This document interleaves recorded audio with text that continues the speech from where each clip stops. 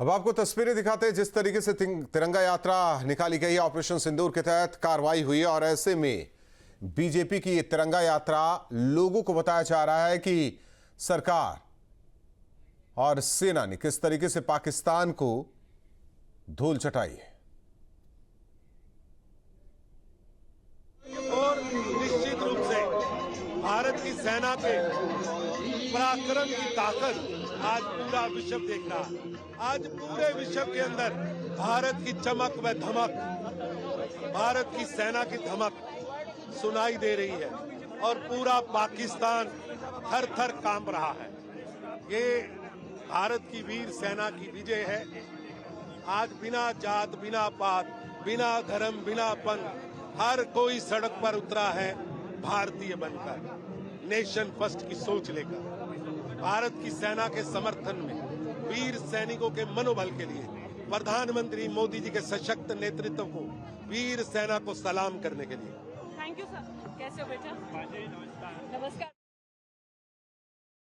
देख रहे हैं जिस तरीके से तिरंगा यात्रा निकाली गई बीजेपी की तरफ से और लोगों को बताया जा रहा है कि ऑपरेशन सिंदूर के जरिए पाकिस्तान के मंसूबों को नस्तनाबूद किया गया। आतंकियों के 9 ऐसे अड्डे जिसे तबाह किया गया, कई आतंकी मार गिराए गए। लगातार ऑपरेशन को लेकर यह भी कहा जा रहा है कि यह स्थगित नहीं हुआ। अगर कल को पाकिस्तान कुछ करता है तो फिर वही असर होगा जो बीते दिनों पाकिस्तान का हुआ।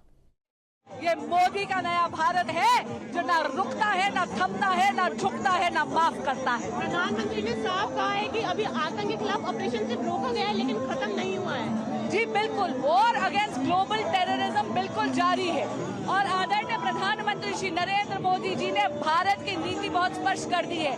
टेरर और टॉक्स एक साथ नहीं होंगी, लहू और पानी एक साथ नहीं बहेगा, ट्रेड और टेरर एक साथ नहीं होगा।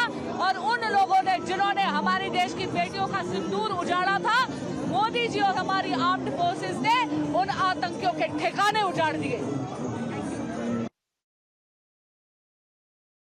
सांसद बीजेपी की, उनका साफ कहना है कि मोदी ने क्लियर कर दिया है कि टेरर टॉक एक साथ नहीं, टेरर ट्रेड एक साथ नहीं और पानी खून एक साथ नहीं बहेगा। पाकिस्तान इस बात को अच्छे से सोच ले, केवल पीओके और आतंकवाद पर ही बात होगी। सीधी से उन्होंने बात भी कही थी पीएम मोदी ने कल, जब देश को उन्होंने संबोधित किया था रात 8 बजे, कि अब कोई भी हमला भारत में किसी भी तरीके का आतंकवादी भी करते हैं तो ये माना जाएगा ये पाकिस्तान कर रही है और सरकार कर रही है। वहां जिस तरीके से तस्वीर सामने आई थी, जनाजे में शामिल हुआ वहां पाकिस्तानी सरकार के मंत्री अधिकारी। Please also note that climate change, demographic shifts and technological changes have created new realities on ground as well. Kandarmi had a question regarding trade matters. From the time of Operation Sindoor commenced on 7th May till the understanding on cessation of firing and military action on 10th May, there were conversations between Indian and US leaders on the evolving military situation. The issue of trade did not come up in any of these discussions.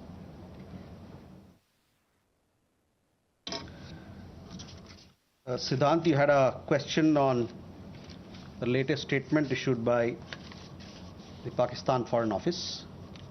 We have seen the statement made by the Pakistani side that a nation which has nurtured terrorism on an industrial scale should think that it can escape the consequences is fooling itself.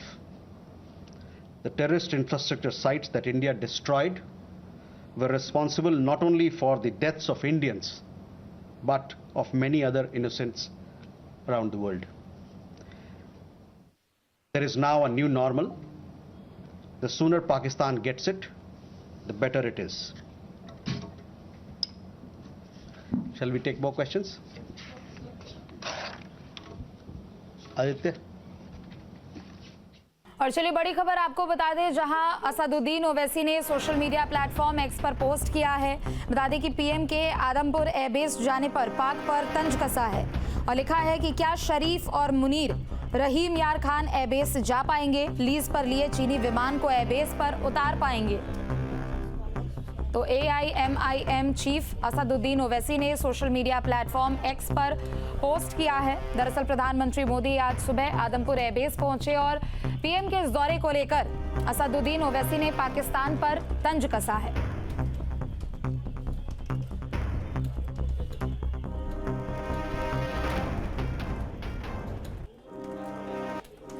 तो वहीं उत्तर प्रदेश में भी योगी सरकार आतंकवाद और असामाजिक तत्वों के खिलाफ लगातार कड़ा प्रहार करती हुई नजर आ रही है और इसी क्रम में उत्तर प्रदेश में भी इसी तरीके की कार्रवाई जारी है। बता दें कि पिछले 8 सालों में योगी सरकार ने यूपी से आतंकवाद से सफाई के लिए महत्वपूर्ण कदम उठाए हैं। यूपी ATS ने 142 स्लीपिंग मॉड्यूल को गिरफ्तार किया, जबकि एक को ढेर किया है। इसके अलावा ATS ने 230 दुर्दांत अपराधियों को एनकाउंटर में मार गिराया है।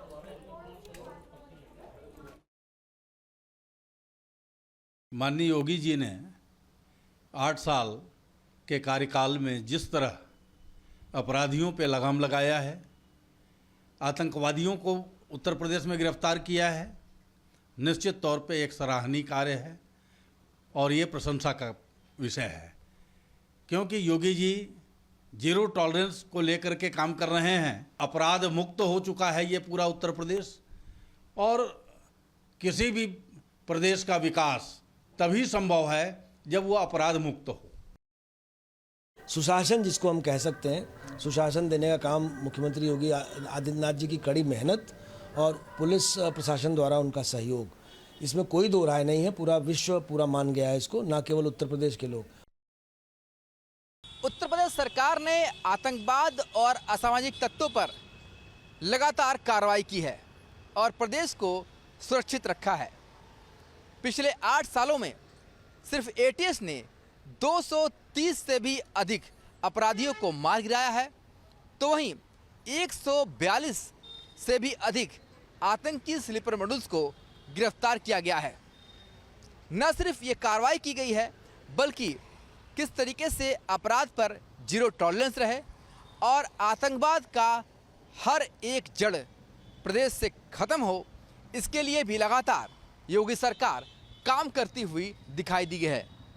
आतंकी संगठन सिमी हो या फिर लश्कर-ए-तोयबा, इससे जुड़े कई लोग पकड़े गए हैं और आतंकी संगठनों के लिए काम करने वाले लोगों को भी उत्तर प्रदेश सरकार ने पकड़ा है।